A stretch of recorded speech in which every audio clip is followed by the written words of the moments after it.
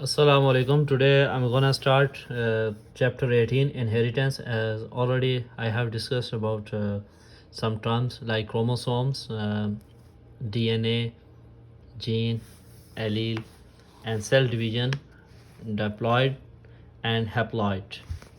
But I will revise again a little bit about the chromosomes. Chromosomes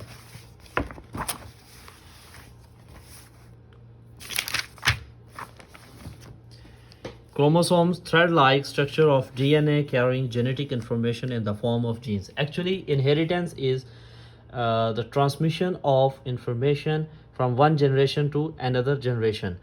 So this is done by RNA, mRNA, and DNA is making chromosomes.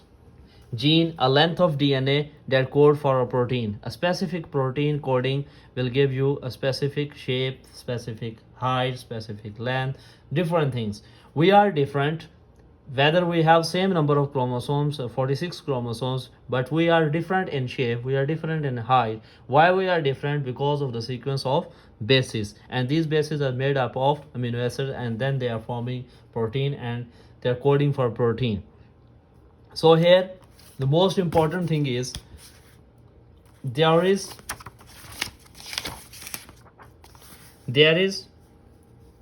cell division, and cell division of two types like meiosis and mitosis. In meiosis,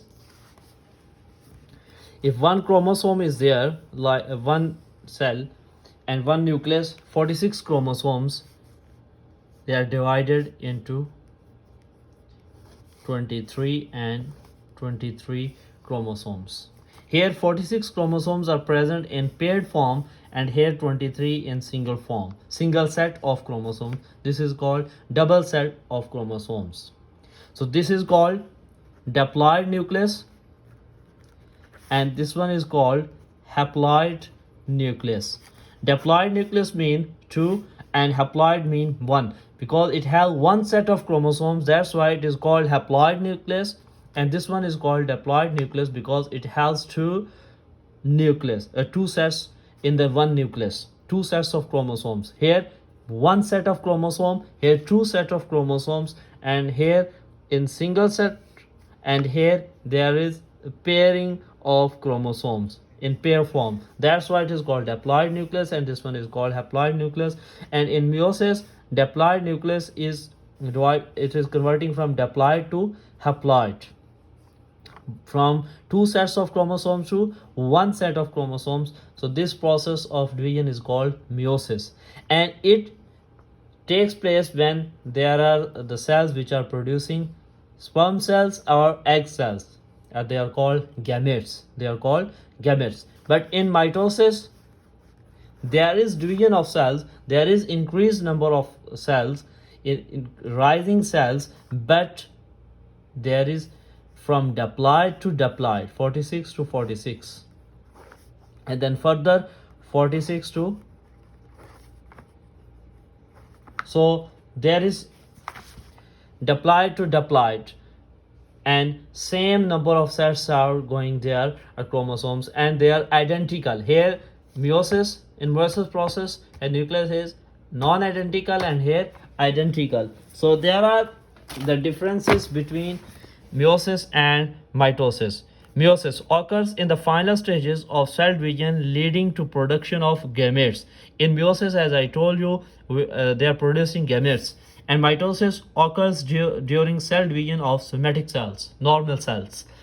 So only half of the chromosomes are passed on to the daughter cells. Daughter cells mean subcells, the haploid number of chromosomes. But in mitosis, a full set of chromosomes is passed on to each daughter cell. This is the diploid number of chromosomes.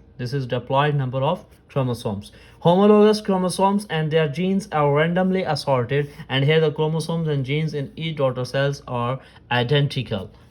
Here, new organisms produced by meiosis in sexual reproduction will show variations from each other and from their parents. If new organisms are produced by mitosis in asexual reproduction, they will all resemble each other and their parents. They are said to be clones. So, here you can see the diagram. This is a meiosis process. Here, a pair of chromosomes, and pair of chromosomes, when now they're forming one chromosomes and one set of chromosomes, and finally there are four gametes. So here you can see that this is example of mitosis. You can see that, for example, here this is the reproduction. We know that in sex reproducing cells, like here, male sex cell producing cell, they will produce 23 and 23, here 46, and here female 46, and they will produce 23 and 23. When they will combine with each other, they will form, like this is sperm cell and this one is egg cell. When they will combine, they will form 46, and this 46 will be 46, and here also 46, and then further there will be 46, 46, 46, 46, and 46, 46. So this process is taking place in normal body.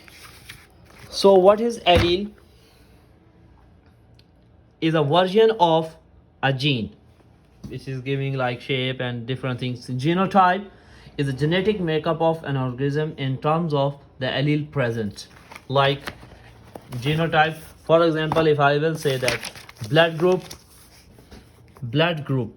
if we will have an example of blood group A, IA and I naught are IA and IA.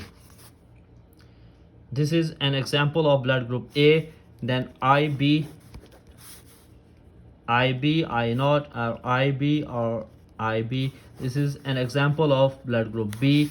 Then IA and IB, example of blood group AB, and I naught and I naught, example of blood group O.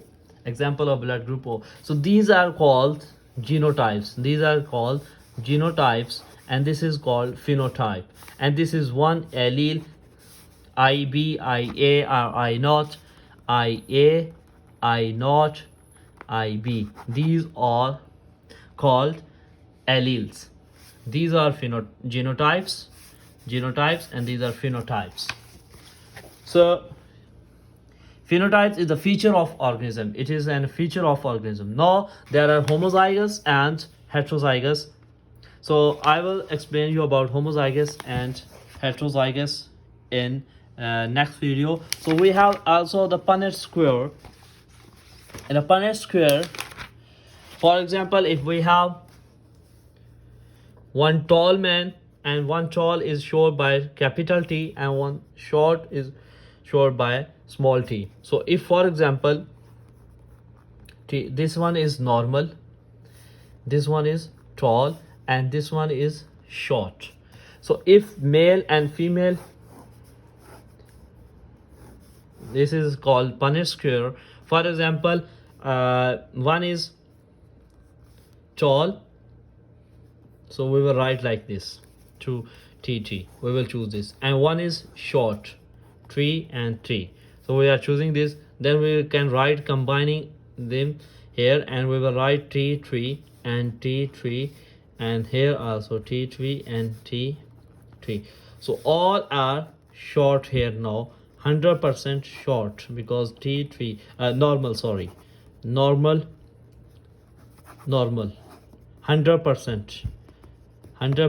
So here 50% dominant and 50%